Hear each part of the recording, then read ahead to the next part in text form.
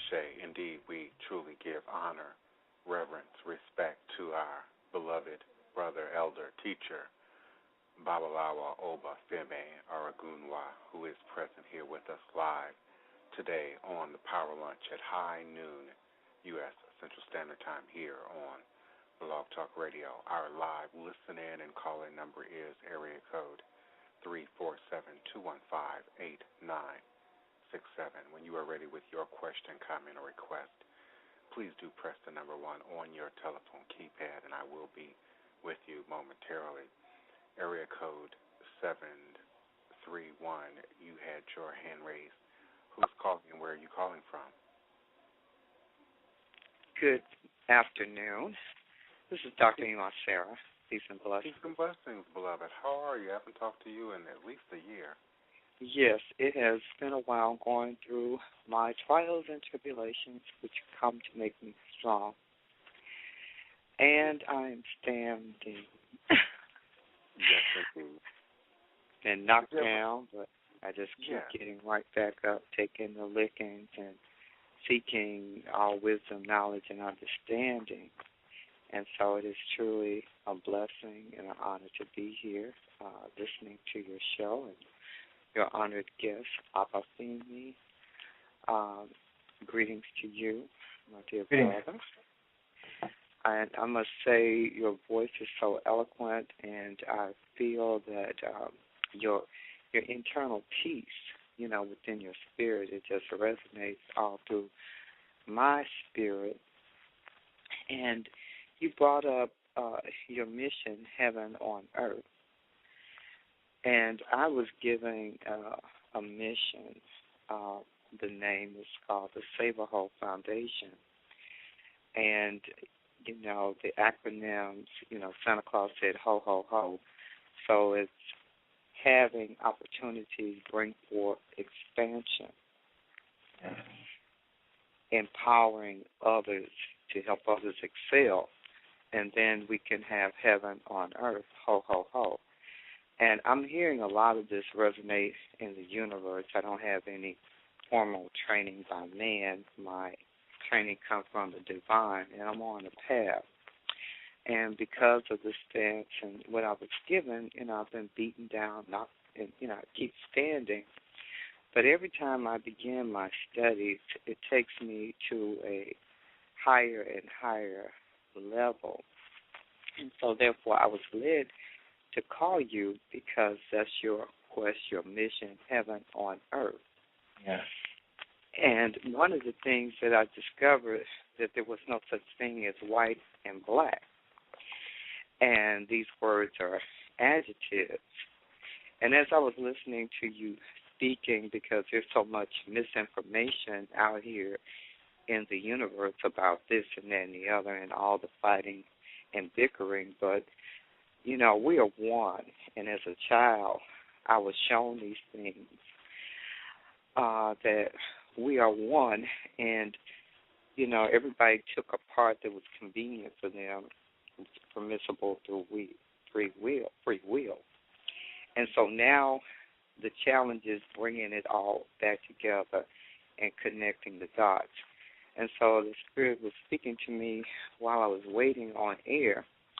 And, our ancestors, we are the original people, not to say that the others aren't, but it was our mission and our journey to go through these lifetimes and coming back on other levels. So then I was seeing all the other nationalities that are going through atrocities is because they didn't finish their mission in the beginning. So they're coming through all the races, the different supposed races as we know of, and they're having their human revolution and dying as our ancestors did initially in the beginning. So saying all that, I still don't know what I'm talking about, okay? I'm gonna ask you to bring it on in to a question for the Baba. Yeah, well, the question is, with the heaven on earth, there are two forms. You got hell on earth taking place, where that traumatizing stance that we are, to bring it heaven on earth as it is above, so it is below. So my question is do you have any knowledge on the word hope, and what is that to you, if anything, please? The word hope. Hope, H-O. In Yoruba or in Bring it to me, brother, any way, in every way that you know. Because I'm learning and, gathering knowledge, because in Buddhism, it's Namyo Horin Gekyo. Ho. Ho is in everything, if you have hope, there's hope. Okay. For the closest thing that I can say for that sound is really more on the side of the Fon people, the Dahomey. The who? Yeah. Dahomey. Dahomey. Like Dahomey. Could you spell it D-I-O? G-A. G-A. H-O. Okay. M-E. Okay. Dahomey. Uh-huh. So in the language of Dahomey is Fon, F-O-N. F-O-N. Uh-huh. If you start going and do research on Fon and the syllable Ho, you will find the answers that you're looking for. Peace and blessings. Thank you. I appreciate that. And we most certainly appreciate your call, and of course we always have a platform open and available to the Dr. Emissary. We indeed give thanks for you and the continued work. I met Dr. Emissary during my post-Hurricane Katrina years in Memphis, Tennessee, Baba. Okay. So she's not making it up. She's really working on a major project there. Ashe, we give thanks. Yeah. That's Enion. That's one of the chosen ones who's operating on the mission, not on the modalities. The modality, form and structure have to follow the content and the intent as well. But the content and the intent have to be really clear. We have to know what we're doing and why. And once we're super clear about what we're doing and why, then it becomes much more clear about how we're going to do it. And the how has to support the what and the why, And so, I appreciate that call, because it does reinforce what Ifa says that humanity is meant to do, which is bringing about the good condition. She's still there. She can hear you and respond. Okay. Yeah. It's a good. You're making you're in alignment with what Ifa is saying, and many people say it, but I'm a Babalawo, and so for me that's my framework, and it helps. I see so much of a need for we who are the keepers of the African traditions to have that really big picture thinking clarified for us. We're on a divine mission, and we're carrying it out according to our understanding of it. If we just think we're just buying shoes and getting cars, then that's really all it's going to add up to. But here's an example. This is a nice story of two brick makers. There's two brick makers, and the prince is going around, and he's surveying the land. He meets one brick maker. He asks him, "What do you do?" He said, "Well, I make bricks."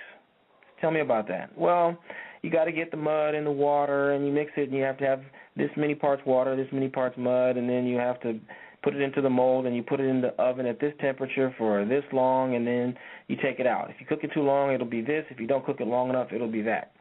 Okay, great. That's just the form and the structure, and he's met the standard of what it means to be a brick maker. Next to him is another one. He says, "What about you?" The prince asks him, "What do you?" He says, "Oh, yes, I'm a brick maker." He says, "Okay, well, what do you do?"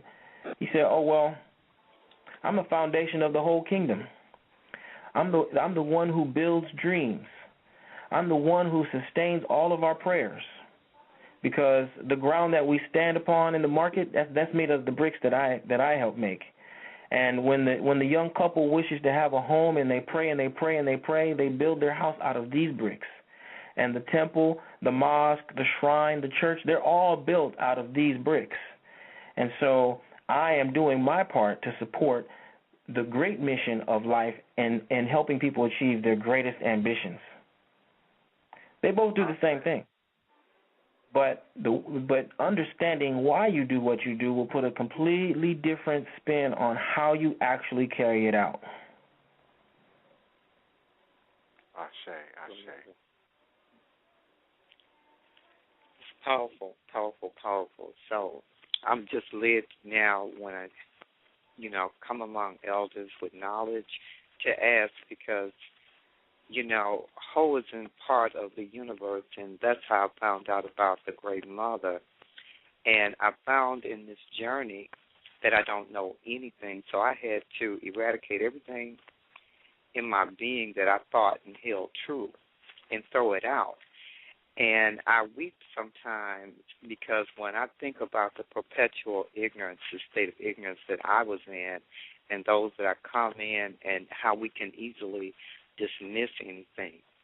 So that's why I'm able to be open to receive the knowledge on all levels, because we are all a part of the collective whole, as you just alluded to by your, I can't even think of the word now. But, I am just so thankful and grateful for everyone doing their part. I don't fully understand, but I know my mission is to bring forth heaven on earth and the honoring of the Great Mother that I didn't, coming up in Christianity. I mean, that was just absurd to think that a woman could be great, or it's just absurd to some people to think that we as a so-called black, Negro-colored Afro-American people could be anything of greatness. So that's where I am today. And I thank you so much, and everybody, you Divine Prince, who bring forth platforms for people to come together where normally we wouldn't even have, this privilege and this opportunity. And I pray that everyone listen, that they just throw all the, the nonsense out of their mind and be able to receive knowledge coming from everywhere, because if that's you, your spirit will resonate with that. And I hear so much truth in what you express, sir. I mean, I'm just honored to be here. Thank you. Ashe. Ifa says that there's no childbearing woman who cannot give birth to an Ifa priest. There's no woman who cannot give birth to Orunmila himself. Our Father, if he gives birth to us in full, inevitably, we shall in time give birth to him in turn. Our Mother, if she gives